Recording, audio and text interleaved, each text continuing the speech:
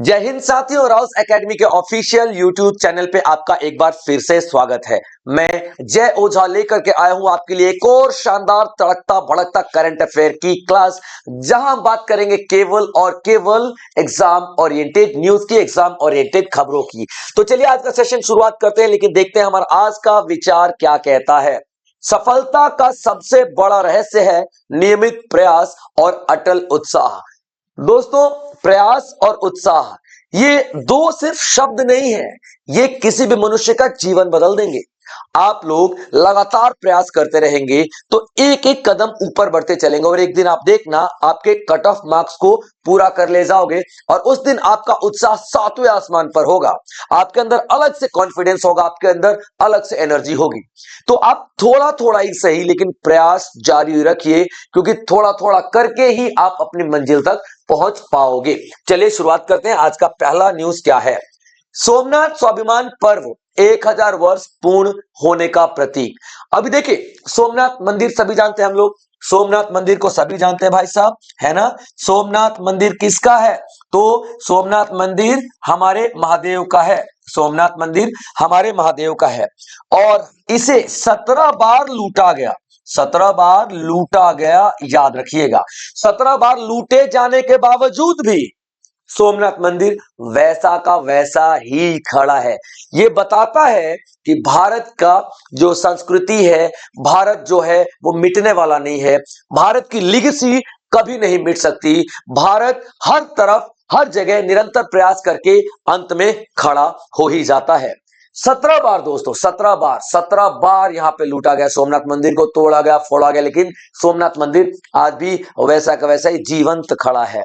तो आप देखोगे यहां पे, और ये पहला अटैक कब हुआ था? पहला अटैक 1026 में हुआ था। महमूद ऑफ गजनी। कौन था? महमूद ऑफ गजनी। गजनी आप देखना, ठीक है। गजनी, गजनी का मतलब क्या है? अफगानिस्तान। गजनी आज का जो अफगानिस्तान है ना, वो आपका गजनी था, ठीक है, उस टाइम पे अफगानिस्तान। अफगानिस्तान, ठीक है बच्चों, अफगानिस्तान क्या है ये? आज का अफगानिस्तान, उस टाइम का गजनी। तो वहां का शासक ने पहली बार अटैक किया था कब? 1026 में। हालांकि ऐसा कहा जाता है कि यह पहला अटैक नहीं था, लेकिन 1026 में जो अटैक हुआ था ना सोमनाथ मंदिर पे, वो दर्ज वाला अटैक था, यानी किताबों में जो रिकॉर्डेड है, ये पहला रिकॉर्डेड अटैक था। ये पहला पहला रिकॉर्डेड अटैक था, याद रखना आप लोग, पहला रिकॉर्डेड अटैक था। और ये कितना साल पूरा हो रहा है? पहला रिकॉर्डेड अटैक कितना हो रहा है भाई साहब? 1000 साल पूरा हो चुका है, क्योंकि 2026 में हम लोग आ चुके हैं। क्लियर बच्चों यहां पे? तो ये अटैक को नहीं सेलिब्रेट कर रहे हैं हम लोग सेलिब्रेट कर रहे हैं कि इतने सारे अटैक के बाद भी आप महादेव की कृपा देखो, महादेव को देखो कि यार उनका ये मंदिर आज भी सही सलामत है। हमारी विरासत आज भी यूं ही खड़ी है जैसी पहले हुआ करती थी। तो अमित शाह ने कहा है कि ये चीज हमारे लिए सेलिब्रेट करने वाली चीज है। तो हम लोग यहाँ पे क्या सेलिब्रेट करेंगे? सोमनाथ, याद रखना, सोमनाथ स्वाभिमान पर्व। क्या सेलिब्रेट करेंगे? तो सोमनाथ स्वाभिमान पर्व। सोमनाथ स्वाभिमान पर्व। क्लियर बच्चों? सोमनाथ स्वाभिमान पर्व हम लोग क्या करेंगे? सेलिब्रेट करेंगे, ठीक है बच्चों, सेलिब्रेट करेंगे सोमनाथ स्वाभिमान पर्व। और कब करेंगे? याद रखिएगा, इसे हम लोग 4 दिन करेंगे, 8, 9, 10 और 11 जनवरी को 2026 में सेलिब्रेट करेंगे, ठीक है बच्चों, याद रखना। 8, 9, 10, 11 4 दिन का ये पूरा इवेंट होगा। अमित शाह ने आह्वान किया पूरे भारतवर्ष का कि सभी आइए, सभी यहां पर आके महादेव का आशीर्वाद लीजिए, क्योंकि जहां महादेव का आशीर्वाद होगा वहां पे पूरी दुनिया आपके सामने नतमस्तक हो सकती है। ये 12 ज्योतिर्लिंग में से एक है। 12 ज्योतिर्लिंग है ना हमारे, 12 ज्योतिर्लिंग है ना भाई साहब शिव जी के, ठीक है, 12 ज्योतिर्लिंग में से एक हैं ये हमारे सोमनाथ जी सोमनाथ मंदिर के महादेव। तो इन्हीं का 1000वां साल जो पूरा हो रहा है। तो यहाँ पे अलग अलग तरीके से आप देखना, बहुत बार अटैक किया गया है, लेकिन ये हम पहला वाला देखते हैं क्योंकि पहला रिकॉर्डेड अटैक था, पहला रिकॉर्डेड अटैक था, ठीक है बच्चों। चलिए, तो सोमनाथ स्वाभिमान पर्व गुजरात में मनाया जा रहा है। जो सोमनाथ मंदिर पर पहले प्रलेखित आक्रमण के 1000 वर्ष पूर्ण होने का प्रतीक है। और ये राष्ट्रव्यापी उत्सव भारत की संस्कृति, सहनशीलता और सभ्यतागत गौरव को उजागर करता है। यहाँ पे आप देख लीजिए भाई साहब। अब इस सोमनाथ मंदिर को का जो प्राण प्रतिष्ठान किया गया था 1951 में किया गया था। 1951 में जब पूरी तरीके से टूटा हुआ था, तब पंडित जवाहरलाल नेहरू, उस टाइम पे हम लोग आजाद हुए थे, पंडित जवाहरलाल नेहरू हमारे प्रधानमंत्री थे। तो यहाँ पे उन्होंने तो वो तो नहीं आए थे उद्घाटन के लिए, क्योंकि उनका मानना था कि हमारे लिए मंदिर भाखड़ा नागल जो डैम है वो है, हमारे लिए मंदिर शिक्षा है, हमारे लिए मंदिर ये भारत की जनता की रोजी रोटी है, ऐसा कहा जाता है। पंडित जवाहरलाल नेहरू ने ये कहा था। उनका ये मानना था पंडित जवाहरलाल नेहरू को कि कोई किसी पद पे बैठा हुआ इंसान उद्घाटन नहीं करना चाहिए किसी भी मंदिर का। जो पद पे बैठा हुआ है उसके लिए मंदिर जनता होनी चाहिए, उसके लिए भगवान जनता होनी चाहिए, ऐसा पंडित जवाहरलाल नेहरू का मानना था। और यही कह के उन्होंने यहाँ पे कहा था कि आप कोई भी नेता ना ही करे उद्घाटन। लेकिन डॉक्टर राजेंद्र प्रसाद ने उद्घाटन किया था। डॉक्टर राजेंद्र प्रसाद ने उद्घाटन किया था, याद रखना, ठीक है। डॉक्टर राजेंद्र प्रसाद ने क्या किया था? उद्घाटन किया था, यानी कि प्राण प्रतिष्ठान किया था, याद रखना। क्लियर है बच्चों? यहाँ पे डॉक्टर राजेंद्र प्रसाद ने। और इसकी पहल किसने की थी? तो सरदार वल्लभ भाई पटेल ने इसकी पहल की थी। चलिए आगे देखते हैं अगला न्यूज। मिशन सुदर्शन चक्र, इंडियाज 3 लेयर एयर डिफेंस। अभी देखिए डीआरडीओ ने एक सुदर्शन चक्र बनाया है, एक डिफेंस सिस्टम बनाया है डीआरडीओ ने, ठीक है, याद रखना। डीआरडीओ ने यानी कि डिफेंस रिसर्च डेवलपमेंट ऑर्गेनाइजेशन, ठीक है, डेवलपमेंट ऑर्गेनाइजेशन, ठीक है बच्चों, याद रखना। और ये बनाया कब गया था? तो 1 जनवरी 1958 को बनाया गया था। इसी ने डिफेंस जो आपका डीआरडीओ ने ही क्या बनाया है? डीआरडीओ ने क्या बनाया है? एक डिफेंस सिस्टम बनाया है, एक डिफेंस सिस्टम बनाया है इंडिया के लिए। डिफेंस बनाया नहीं है, बना रहा है, ठीक है, याद रखना। डिफेंस सिस्टम बना रहा है भारत के लिए। और ये कैसा डिफेंस सिस्टम होगा? तो 3 लेयर डिफेंस सिस्टम होगा। कैसा होगा? 3 लेयर डिफेंस सिस्टम होगा, याद रखना, 3 लेयर। अब ये 3 तरीके की हमारी जो अटैक है उसको रोकेगा। पहला अटैक ये रोकेगा जो ड्रोन से है, पहला अटैक जो ड्रोन से रोकेगा। दूसरा अटैक जो फाइटर जेट है, ठीक है, उनको रोकेगा जो दुश्मन का आएगा। तीसरा मिसाइल को रोकेगा, मिसाइल्स को रोकेगा। अब 3 लेयर कौन से हैं? देखिए यहाँ पे आपको दिखाई देगा, एक लेयर दिखाई दे रहा है, ठीक है, दूसरा लेयर दिखाई दे रहा है, ठीक है, तीसरा लेयर दिखाई दे रहा है, ठीक है। अगर दुश्मन का ड्रोन हो गया या फाइटर जेट हो गया या मिसाइल हो गया अंदर आ रहा है, ठीक है, तो पहले लेयर पे इसको क्या पता चलेगा कि भैया कोई एंटर कर गया है। पहले लेवल पे क्या पता चलेगा? एंट्री का पता चलेगा, कोई एंटर कर रहा है। ये कौन आ रहा है भाई? ऐसे, ठीक है, ये कौन आ रहा है? तो या पहले लेवल पे क्या होगा? एंट्री का पता चल जाएगा कि चलो एंट्री हो चुकी है, ठीक है।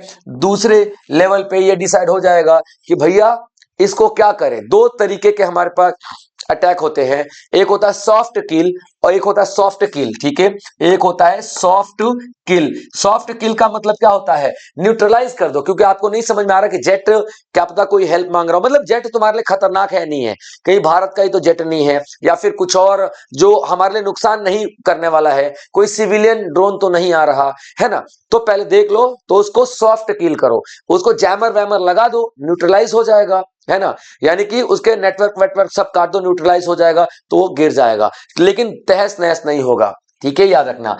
तीसरा होगा हार्ड किल। अब हार्ड किल में आप क्या करोगे? ये यहां से भी घुस गया, आपने देख लिया, अरे आ गया, यहां से भी घुस गया, यानी कि नहीं भाई, आप सॉफ्ट किल भी अपना चुके हो और नहीं काम कर रहा है, या फिर आपको पता चल गया कि नहीं यार ये सॉफ्ट किल लायक नहीं है, ये दुश्मन का है, तो ये जो 3rd लेयर के अंदर जैसे घुसेगा ना, फटाक से इसको उड़ा दो।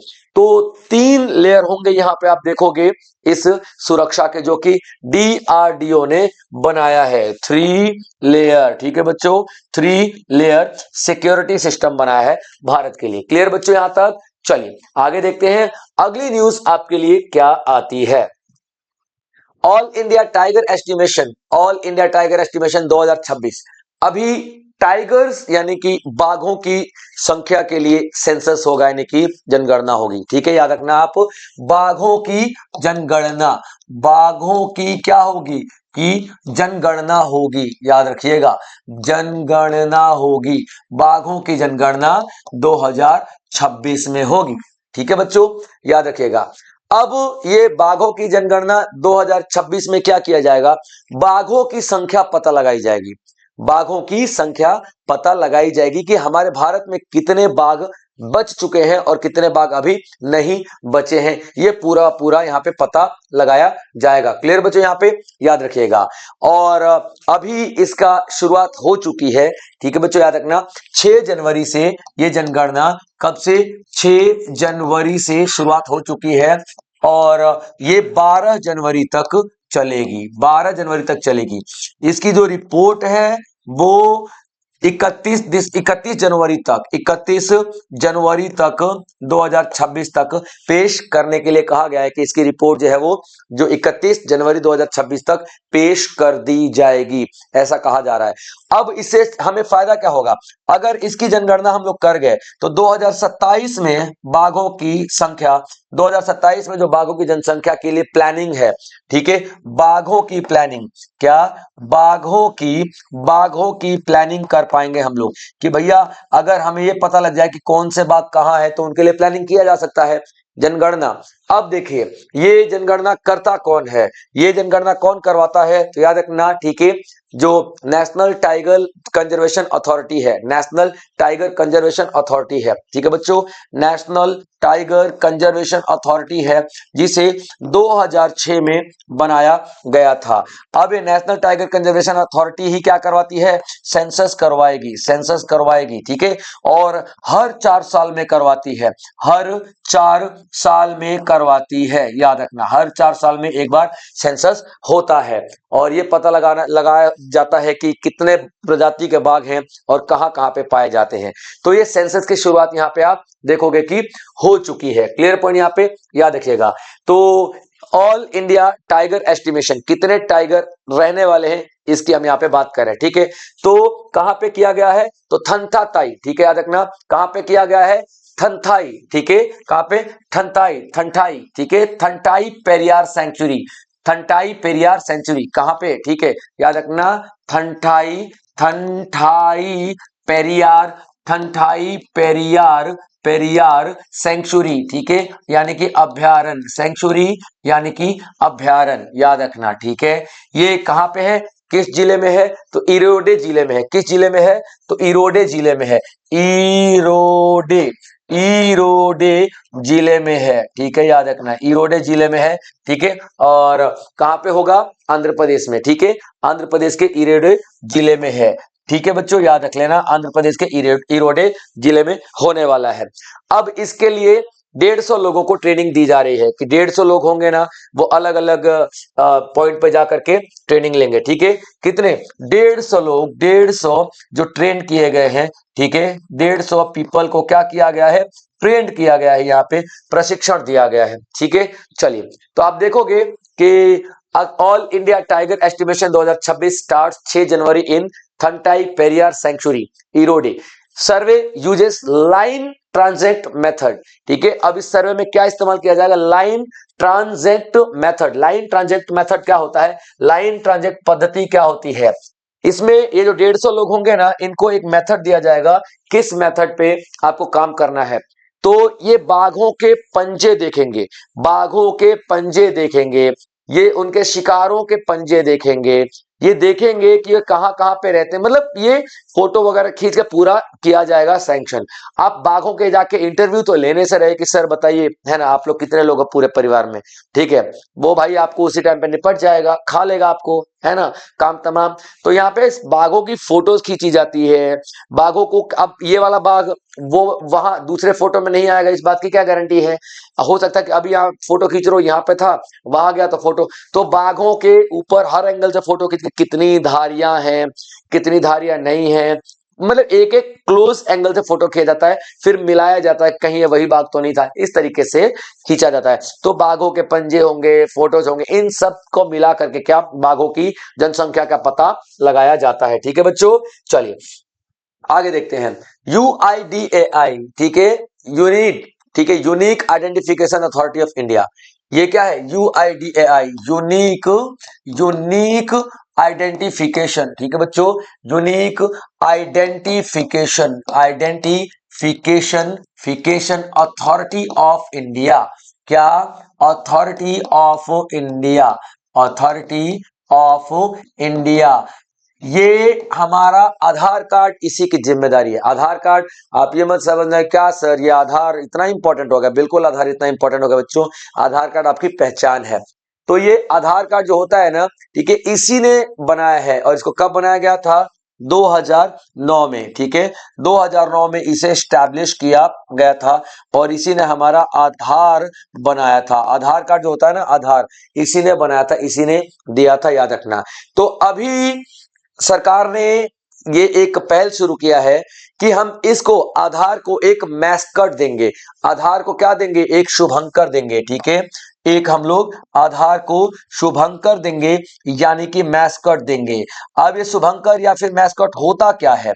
शुभंकर या फिर मैस्कट होता क्या है? ये एक चिन्ह होता है, ये एक चिन्ह होता है, यानी कि एक सिंबल होता है। सिंबल किस चीज का? किसी भी चीज को पहचानने का।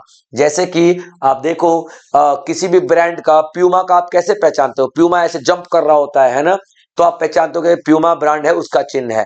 वैसे ही अब आधार का भी एक मैस्कट आएगा और इस मैस्कट मैस्कट का नाम क्या होगा? इस मैस्कट का नाम क्या होगा? उदय। इस मैस्कट का नाम क्या होगा? उदय होगा। क्लियर बच्चों, याद रखना, उदय होगा। अब इसका सिलेक्शन कैसे किया गया था, ये इंपॉर्टेंट बात है। इसका सिलेक्शन किया गया था एक कंपटीशन के जरिए। भारत में ये एक प्रतियोगिता चलाई गई थी कि कौन बेहतर मैस्कट दे सकता है, और इसका रजिस्ट्रेशन कहां पे करना था? हर किसी ने अपने सैंपल कहां पे भेजने थे? My government, my government online portal है, सरकारी पोर्टल है, इस पे भेजने थे। ठीक है बच्चों, याद रखना। अब इसमें दो चीजें आपको दिखाई देती है मैस्कट में। मैस्कट में एक तो आपको नाम दिखाई देता है, एक तो आपको नाम दिखाई देता है, और दूसरी आपको दिखाई देती है इमेज, ठीक है, यानी कि फोटो। तो ये फोटो तो आपको दिखाई दे ही रहा है ना, ये फोटो तो आपको दिखाई दे ही रहा है, और इसका नाम भी तो होगा। तो जब प्रतियोगिता होती है ना, तो नाम के लिए अलग व्यक्ति जीतता है प्रतियोगिता, और चिन्ह के लिए अलग व्यक्ति जीतता है। तो यहाँ पे हम देखना, नाम की बात कर रहे हैं, अगर हम लोग नाम की बात कर रहे हैं, ठीक है, और अगर हम लोग इमेज की बात कर रहे हैं, यानी कि फोटो की, ठीक है, तो ये दो अलग अलग प्रतियोगिताएं हैं। टोटल कितनी आई थी? यहाँ पे आप देखोगे 875 एंट्रीज आई थी, अलग अलग लोगों ने एंट्रीज दी थी 875। क्लियर पॉइंट यहाँ पे, याद रखिए। अब जो नाम की बात करते हैं, तो रिया जैन, कौन थी? रिया जैन, और ये रिया जैन ने भी पार्टिसिपेट किया था, और 875 एंट्रीज में रिया जैन भी रही थी। क्लियर पॉइंट यहाँ पे। और ये नाम रिया जैन और अरुण गोविल, नॉट गोविल, मुझे राम जी याद आ जाते हैं इसलिए गोविल, अरुण गोकुल, ठीक है, अरुण गोकुल जो है, अरुण गोकुल, अरुण गोकुल जो है, उन्होंने यहाँ पे क्या किया है? ये चिन्ह बनाया है। तो आप देखना, अभी UIDAI, unique identification authority of India, जिसे 2009 में बनाया गया था आधार के लिए, उसका मैस्कट जारी किया गया है जिसका नाम है उदय, और इसका जो इमेज है, जो तस्वीर है, ये बनाई गई है अरुण गोकुल के द्वारा। इन्हें ये चुना गया है और यही विजेता इस प्रतियोगिता के, और जो नाम है उदय दिया गया है रिया जैन के द्वारा। ठीक है बच्चों, याद रखना, इंपॉर्टेंट पॉइंट है। तो UIDAI, unique identification authority of India ने लॉन्च किया है आधार का मैस्कट उदय, आधार का mascot Uday, to simplify services, ताकि लोगों को पता चल सके कि हम क्या सर्विस देते हैं। हम उदय, लोगों के उदय की बात करते हैं, ठीक है। डिजाइन विनर कौन बना है? गोकुल, अरुण गोकुल, यानी जो इमेज फोटो बनाई है। और नाम का विनर विनर विनर विनर कौन बना है? तो रिया जैन बनी है। ठीक है बच्चों, और ये रहा आपका शुभंकर, ये रहा आपका शुभंकर। चलिए आगे देखते हैं, अगला न्यूज क्या आती है। India first fully paperless district court in Kalpetta, Kalpetta Kerala. High court है, ठीक है, not high court, district court है, ठीक है बच्चों, डिस्ट्रिक्ट कोर्ट है, डिस्ट्रिक्ट कोर्ट है, ठीक है। और कलपेट्टा कौन सा है? ये district court Kalpetta. Clear point, कहां पे? कलपेट्टा, कलपेट्टा, ठीक है बच्चों, केरला, कलपेट्टा केरल। ठीक है बच्चों, कलपेट्टा केरल। ये पहला ऐसा पहला कोर्ट बन गया है, पहला कोर्ट बन गया है। कैसा कैसा पेपरलेस काम करने वाला। ठीक है बच्चों, पेपरलेस। अब यहां पर पेपर से नहीं, सब कुछ क्या होगा, ऑनलाइन काम होगा, सब कुछ ऑनलाइन काम होगा। अब सबूत भी होंगे ना कि जज जज सर देखे, मैंने आपको व्हाट्सएप किया है, या फिर इस कोर्ट का एक ऑनलाइन पोर्टल होगा, उस पर देखो आपको मैंने ना सबूत भेजा है। जज साहब ऑनलाइन खोलेंगे, खट खट खट पूरा सबूत देख डालेंगे। ये जो पोर्टल बनाया गया इस सरकार के लिए, इस कोर्ट के लिए, ये पोर्टल जितने भी बड़े बड़े, कई बार क्या होता है ना कि 25-25 पन्नों के रिटर्न सबूत होते हैं, उन सबको कंसाइज करके ऑनलाइन बहुत ही 2-3 पेजों में दे देगा। यानी कि बहुत सारी सुविधाएं यहाँ पे आपको देखने के लिए मिलेंगी। तो एक इंपॉर्टेंट, एक बहुत ही बेहतरीन डिसीजन यहाँ पर लिया गया है। तो देखिएगा, भारत की पहली पूर्णतः कागज रहित जिला अदालत का उद्घाटन 6 जनवरी 2026 को केरल के कालपेट्टा में किया गया। यह केरल उच्च न्यायालय द्वारा एआई एकीकरण और डिजिटल हस्ताक्षरों के साथ विकसित की गई है। एआई एकीकरण का मतलब क्या है, यहाँ पे एआई, जैसे मैंने आपको बताया कि क्या ये बहुत सारे पेपर, ठीक है, यहाँ पे 25 से 30 पेपर जो होंगे ना, उसको ये क्या कर देगा, ठीक है, 2 या 3 पेपर्स में कन्वर्ट कर देगा। आप देखना 2-3 पेपर्स में ही ये कन्वर्ट कर देगा। ये एआई के जरिए ही होता है। क्लियर पॉइंट बच्चों, याद रखना। और इसका जो उद्घाटन है ना, इसका जो उद्घाटन है ना भाई, ठीक है, इनॉग्रेशन है इसका, किसने किया है जल्दी से बताइए। ठीक है, इनॉग्रेशन किसने किया है, तो सूर्यकांत त्रिपाठी जी ने किया है, सूर्यकांत त्रिपाठी जी ने किया है। ठीक है बच्चों, सूर्यकांत त्रिपाठी जी ने किया है। ठीक है, चलिए, तो ये पहला ऐसा पेपरलेस कोर्ट बना है, ठीक है, सूर्यकांत त्रिपाठी जी ने किया है, जो कि हमारे सीजेआई हैं, चीफ जस्टिस ऑफ इंडिया है, केरल। याद रखिएगा, यहाँ पे अब डिजिटल सिग्नेचर होगा, डिजिटली आप अपना अटेंडेंस दे सकते हो, डिजिटली सबूत पेश कर सकते हो, सब कुछ यहाँ पे अब डिजिटल लेवल होगा। और लोगों को परेशान होने की जरूरत नहीं, कुछ भी है तो ऑनलाइन आप भेज दो, जज साहब देख लेंगे। इंडियन रेलवेज 70th अति विशिष्ट रेल सेवा पुरस्कार, ठीक है, याद रखना, भारतीय रेलवे का कितना अति विशिष्ट, अति विशिष्ट, अति विशिष्ट रेल सेवा पुरस्कार, रेल सेवा पुरस्कार दिया गया। ठीक है, पुरस्कार, ठीक है बच्चों, पुरस्कार। आप देखिए ये कितने लोगों को दिया गया, 100 लोगों को। ठीक है बच्चों, याद रखना, कितने लोगों को, 100 लोगों को दिया गया, 100 लोगों को, या 100 रेलवे के एम्प्लॉयज को दिया गया। अब ये क्यों दिया जाता है, देखिए रेलवे के जो एम्प्लॉयज है ना, वो कुछ एम्प्लॉयज बहुत अच्छा काम करते हैं, अति विशिष्ट, जैसा ये अवार्ड का नाम है। जैसे कि बहुत सारे एम्प्लॉयजों ने ऐसा किया था, जैसे कि महाकुंभ आया था, तो महाकुंभ में इतनी भीड़ थी, इतनी भीड़, तो उसको ऐसे मैनेज किया था कि लग ही नहीं रहा था कि लोगों को परेशानी हो भी रही है। कुछ लोग ट्रैक को एक्सीडेंट होने से पहले ही चेंज कर देते हैं, मतलब बहुत अच्छा, बहुत उम्दा काम कुछ लोगों के द्वारा किया जाता है। तो ये ओवरऑल 100 लोग हैं जिनको चुना जाता है, और ये 100 लोगों को कौन सा अवार्ड दिया जाता है, रेलवे अति विशिष्ट पुरस्कार। ठीक है बच्चों, और ये कहां पे दिया गया, तो न्यू दिल्ली में दिया गया। ठीक है, न्यू दिल्ली में दिया गया। न्यू दिल्ली में कहां पे दिया गया, तो यशोभूमि, न्यू दिल्ली में कहां पे दिया गया, यशोभूमि बिल्डिंग। ठीक है बच्चों, न्यू दिल्ली में यशोभूमि, यशोभूमि, क्लियर पॉइंट यहाँ पे याद रखें, यशोभूमि में दिया गया। अब बात कर लेते हैं किसने दिया, अब बात कर लेते हैं किसने दिया, तो अश्विनी, ठीक है, क्या नाम है इनका, अश्विनी वैष्णव सर ने दिया, अश्विनी वैष्णव। ठीक है, याद रखना, अश्विनी वैष्णव सर ने दिया। ये कौन है, तो हमारे रेलवे मिनिस्टर हैं। कौन है, हमारे रेलवे मिनिस्टर हैं। इनके पास एक और मंत्रालय भी है, इंफॉर्मेशन एंड ब्रॉडकास्टिंग मिनिस्ट्री भी इन्हीं के पास है, याद रखना आप लोग। ठीक है, यहाँ तो ये 100 लोगों को पुरस्कार दिया गया है, कौन सा, अभी रेलवे अति विशिष्ट, रेलवे का अति विशिष्ट रेल सेवा पुरस्कार दिया गया 100 लोगों को। कहां पे दिया गया है, तो यशोभूमि न्यू दिल्ली में दिया गया है। इंपॉर्टेंट बातें आप लोगों को याद रखने की जरूरत है। ठीक है बच्चों, चलिए आगे बढ़ते हैं। यूनाइटेड नेशन ने डिक्लेयर किया 2026 इंटरनेशनल ईयर फॉर रेंजलैंड एंड पैस्चरलिस्ट। अभी देखिए यूनाइटेड नेशन क्या करता है कि कभी कभी सॉरी यार, बहुत खरखर हो रहा है। यूनाइटेड नेशन यानी कि संयुक्त राष्ट्र संघ क्या करता है, पूरा साल डोनेट डेडिकेट कर देता है, नॉट डोनेट, डेडिकेट कर देता है कि भाई पूरी दुनिया अब इसी पॉइंट पे काम करेगी, इसी पॉइंट पे काम करेगी। अब देखो कैसे, जैसे कि मान लीजिए कि अभी यूनाइटेड नेशन को यह लगा कि यार मिल्क प्रोडक्शन की जरूरत है, दूध की कमी हो रही है, तो यूनाइटेड नेशन क्या कर देगी कि 2026 is the year of milk production, यानी कि पूरी की पूरी दुनिया ही क्या कर लेगी, दूध के उत्पादन में लग जाएगी, सबको दूध के उत्पादन के लिए प्रेरित किया जाएगा।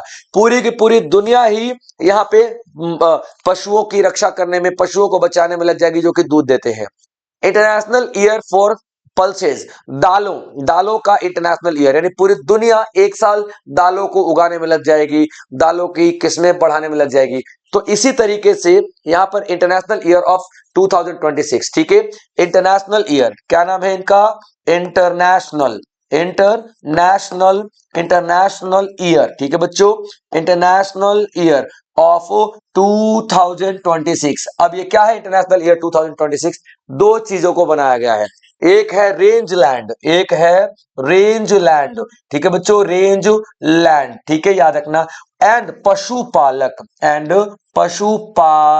पशुपालक, ठीक है बच्चों, इनके लिए पूरा विश्व अब एक साल काम करेगा। अब यहाँ पे क्यों किया गया ऐसा कि बहुत सारे यूनाइटेड नेशन के जो वैज्ञानिक है उन्होंने कहा कि सर आप पेड़ पौधे तो बचा रहे हो और आप यहाँ पे जंगल बचा रहे हो और क्लाइमेट के लिए बहुत कुछ कर रहे हो, लेकिन क्लाइमेट के लिए जो एक बहुत ही इंपॉर्टेंट चीज है, क्या, रेंज लैंड और पशुपालक, आप इनको क्यों इग्नोर कर रहे हो। तो रेंज लैंड क्या होता है, पहले तो आप ये देख लीजिए, रेंज लैंड वो होता है, ठीक है, घास का दूर दूर बड़ा बड़ा मैदान, ठीक है, क्या होता है रेंज लैंड, घास का मैदान, घास का मैदान, ठीक है बच्चों। उसके बाद पशुपालक तो आप जानते ही हैं क्या है, तो इनका एनवायरमेंट में बहुत बड़ा रोल होता है।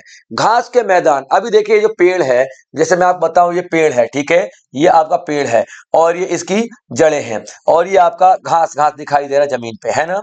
तो ये देखिए ये क्या करते हैं, कार्बन डाइऑक्साइड जो हम लोग छोड़ते हैं, ये कार्बन डाइऑक्साइड लेते हैं, है ना, ये कार्बन डाइऑक्साइड लेते हैं और अपना खाना बनाते हैं। तो ये तो चलिए काम अपना कर रहे हैं, हम इनको बचा रहे हैं, लेकिन जो ये मिट्टी है ना, ये जो घास है, ये भी तो खाना तो सेम ही बनाती है कार्बन डाइऑक्साइड का इस्तेमाल करके। तो जो कार्बन से जो खाना बनाते हैं ना ये घास लोग, तो ये घास लोग क्या करते हैं, अपना खाना स्टोर कर लेते हैं और खाना स्टोर करके कहा, जमीन में, जड़ों में स्टोर करते हैं, जमीन में। तो आप देखो कि जो कार्बन है ना ब्लॉक हो जाता है जमीन में, कार्बन ब्लॉक हो जाता है जमीन में, तो कार्बन उत्सर्जन नहीं होता है।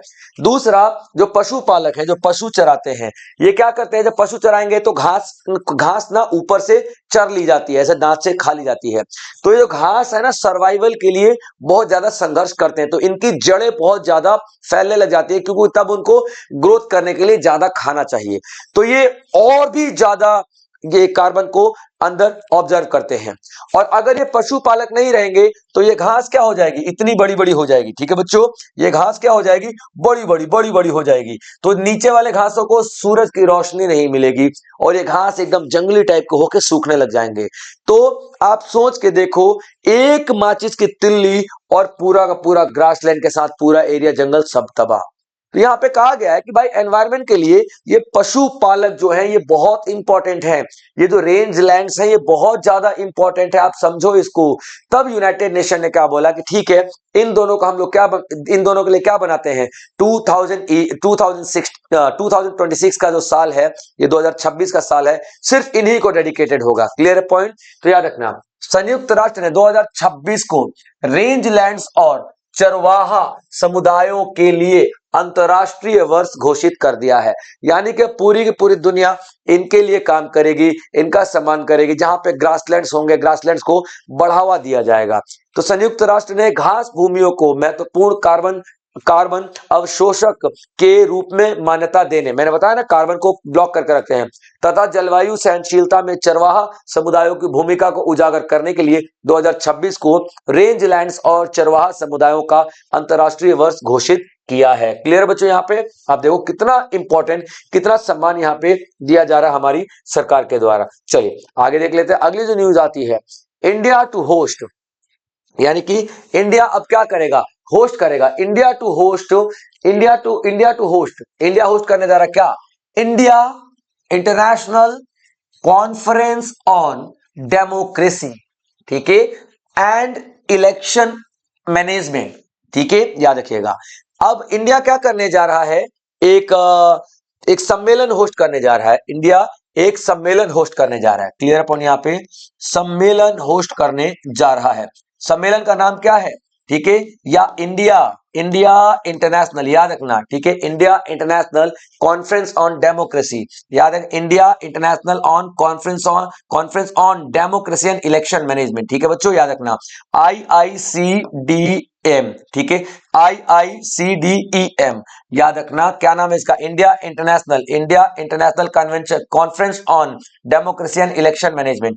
अब ये होता क्या है, देखिएगा, यहां पे ना 100 से भी अधिक देशों के प्रतिनिधि आएंगे, ठीक है, याद रखेंगे, देशों के क्या आएंगे, प्रतिनिधि आएंगे। क्लियर पॉइंट बच्चों, प्रतिनिधि आएंगे। और अलग अलग देशों में अलग अलग तरीके के लोकतंत्र होते हैं, जाहिर सी बात है, तो ये अपने अपने लोकतंत्र की बात करेंगे। कोई यहां पर ये कहेगा कि यार मेरे यहां तो लोकतंत्र में, मेरे यहां तो डेमोक्रेसी में इस तरीके की समस्या आ रही है। कोई कहेगा अरे यार मेरे यहां तो मैं इलेक्शन ही ठीक से नहीं करवा पा रहा हूं। कोई कहेगा अरे मेरे यहां तो क्या कमाल का इलेक्शन होता है, करप्शन नाम का 0% का चांस होता है करप्शन का। तो ये सभी अपने अपने क्या करेंगे, ये सभी अपने अपने देश की लोकतांत्रिक जो सेवाएं हैं या देश का जो इलेक्शन का मेथड है शेयर करेंगे, कौन कितना ज्यादा डेमोक्रेसी को सपोर्ट कर सकता है। आप सोच के देखिए, अगर पूरी दुनिया में हर एक देश जो कि डेमोक्रेटिक नेशन है, जहां पे लोकतंत्र है, वो अपने अपने विचारधाराएं एक दूसरे के साथ शेयर करे और अपनी अच्छी बातें उसको सिखाए, उसकी अच्छी बातें उसको सिखाए, उसका डेमोक्रेसी में ये अच्छी बात है, उसका डेमोक्रेसी में अच्छी बात है। अब अपनी अपनी डेमोक्रेसीज की बात करें अगर ये लोग, अपनी अपनी लोकतंत्रों की बात करें अगर ये, तो आप देखिए सभी का डेमोक्रेसी लोकतंत्र कितना ज्यादा इंप्रूव हो जाएगा। इसी के लिए कॉन्फ्रेंस सम्मेलन बुलाया जा रहा है, याद रखेंगे आप। क्लियर पॉइंट, ठीक है। और कब बुलाया जा रहा है, तो 21 से लेकर के 23 जनवरी 2026 को बुलाया जा रहा है। कहां पे बुलाया जा रहा है, तो दिल्ली में बुलाया जा रहा है। दिल्ली में कहां पे बुलाया जा रहा है, तो भारत मंडपम में बुलाया जा रहा है, ठीक है बच्चों, याद रखना। अब चूंकि इलेक्शन की बात हो रही है, तो यहाँ पे चेयरमैन कौन होगा, यानी हेड कौन करेगा, ठीक है, तो हमारे चेयरमैन होंगे, यानी इस सम्मेलन के चेयरमैन होंगे ज्ञानेश कुमार, ठीक है बच्चों, ज्ञानेश कुमार, ठीक है, याद रखिएगा, यही इस कॉन्फ्रेंस को लीड करेंगे। तो आप देखोगे कि भारत इस सम्मेलन की मेजबानी नई दिल्ली के भारत मंडपम में करेगा, जिसका उद्घाटन मुख्य निर्वाचन आयुक्त ज्ञानेश कुमार द्वारा किया जाएगा। यह वैश्विक लोकतांत्रिक शासन और चुनाव प्रबंधन सहयोग में भारत की नेतृत्वकारी भूमिका को प्रदर्शित कर रहा है। क्लियर पॉइंट, 21, 22, 23 3 दिन ये आयोजन होगा, 3 दिन ये आयोजन किया जाएगा, ठीक है बच्चों। तो ये इंपॉर्टेंट पॉइंट है और आपको इसके बारे में नोट्स जरूर बनाने चाहिए। जितना भी सेशन मैं आप लोगों को पढ़ाता हूं बच्चों, आप लोगों को नोट्स जरूर बनाना है, क्योंकि आपके जो नोट्स हैं यही at the end of the day आपके काम आने वाले हैं, ठीक है बच्चों। तो चलिए आज के लिए इतना ही, आज का सेशन यही था और आई होप आप लोगों ने नोट्स जरूर बनाए होंगे। आप लोगों ने छोटे छोटे जो छोटे छोटे डॉट पॉइंट्स में जरूर लिखा होगा, ये रिवीजन के टाइम पे बहुत काम आते हैं बच्चों। इसी तरीके से रोज मैं आपके लिए लेकर के आता रहूंगा करंट अफेयर का शो। तब तक आप लोग अपना ध्यान रखेंगे बच्चों। जय हिंद।